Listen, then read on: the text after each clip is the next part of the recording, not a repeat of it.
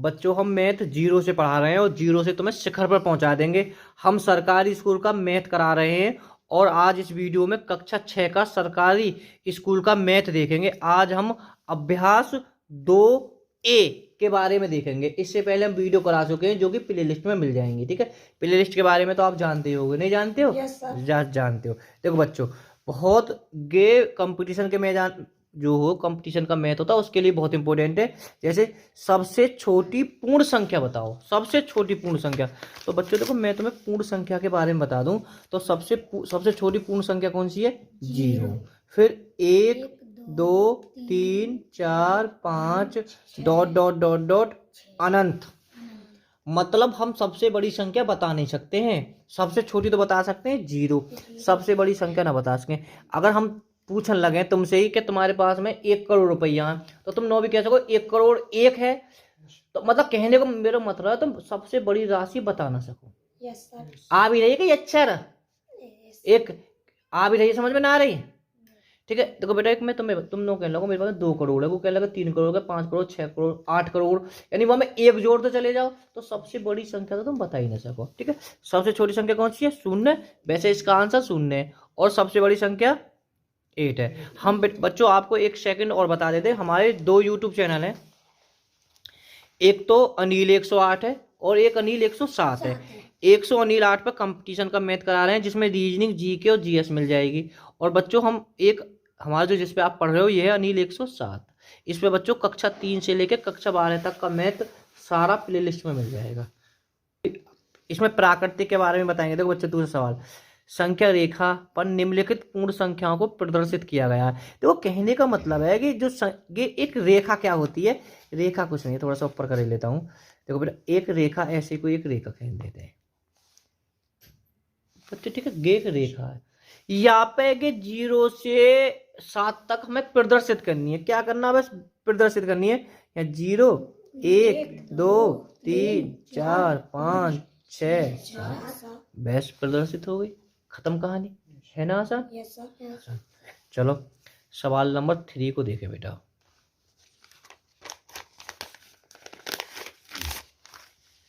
देखो, 3 क्रमागत पूर्ण संख्याओं में पहली और तीसरी संख्या का योगफल 28 है, तो संख्याएं ज्ञात करें।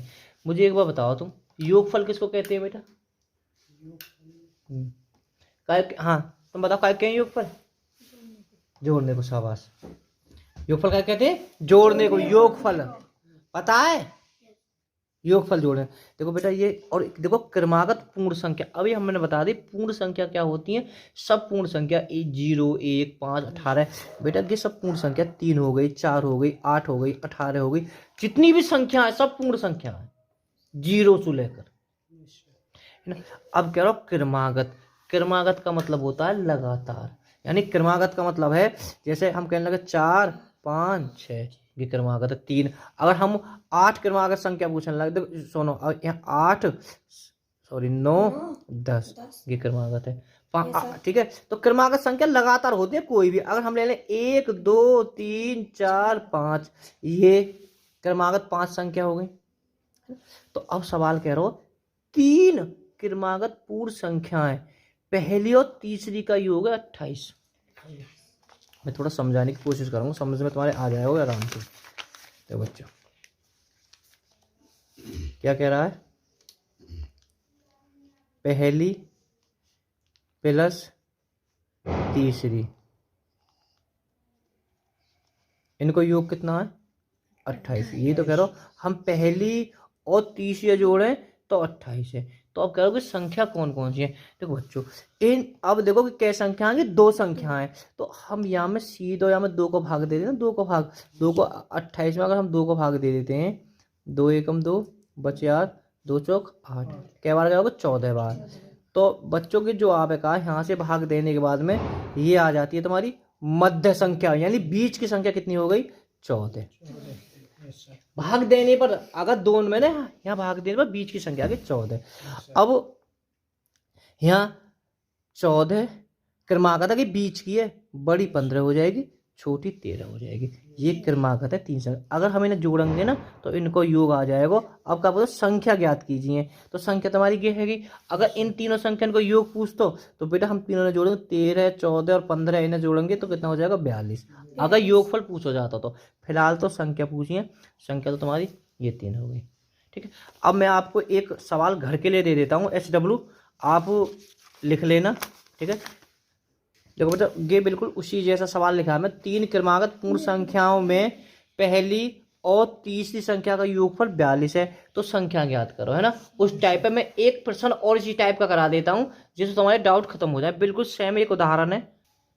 ठीक है, अगर चाहें तो तुम इसे वीडियो रोक कर भी कर सकते हो, पर मैं इसे करा देता हूँ। बेटा देखो 3 पूर्ण संख्याओं में पहली और तीसरी का योग है। बहुत बढ़िया। पहली और प्लस तीसरी अगर हम जोड़ें तो बेटा कितना होता है 40, है ना। पहली है। अब बेटा यहाँ अगर हम लगाए मध्य संख्या तो बच्चों यहाँ में तुम 40 में क्या का भाग दे दोगे, 2 का भाग दे दोगे, है ना। अगर हम 40 में अगर 2 का भाग देते हैं, 2 दूनी 4, ना जाने की 0, क्या बार गए होगे 20 बार।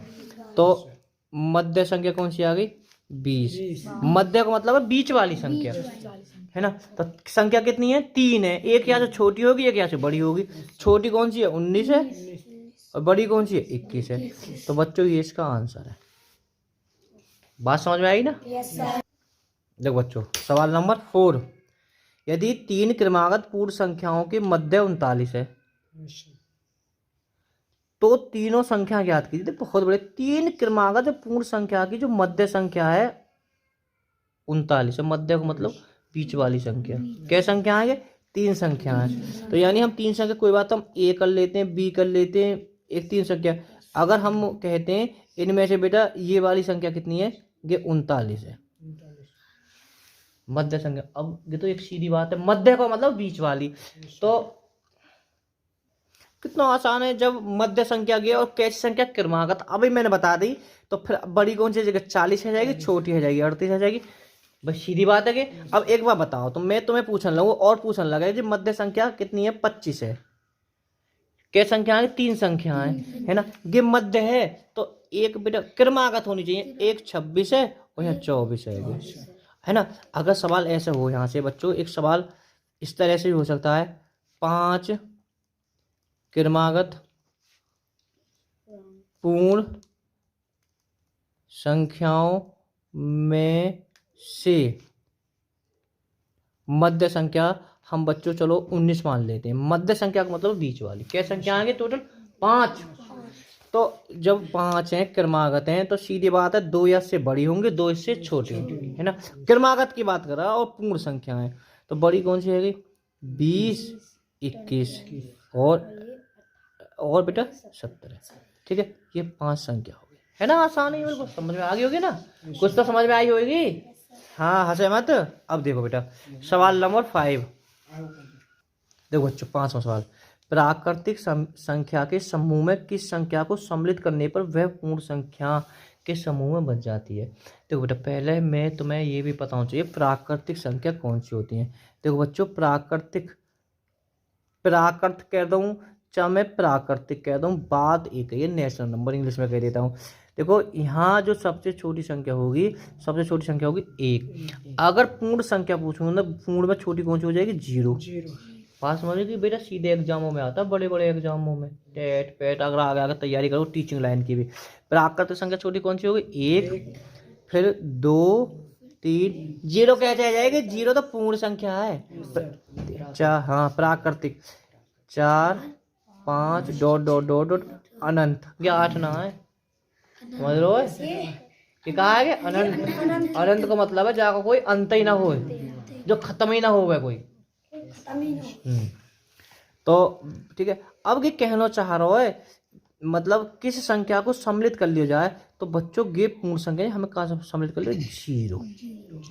भाई 0 सम्मिलित कर लेंगे तो पूर्ण संख्या बच जाएगी, हम ऊपर भी पढ़ चुके। तो यहाँ को आंसर 0। अगर वीडियो पसंद आए तो लाइक करें, शेयर करें, लाल घंटी को जरूर दबाएं। दोबारा बताएं, अगर वीडियो पसंद आए तो लाइक करें, कमेंट करें, शेयर करें और लाल घंटी को जरूर दबाएं। लाल घंटे बाद ललित क्या कह रहे हैं, लाल घंटी दबा देना। Okay bye bye all students.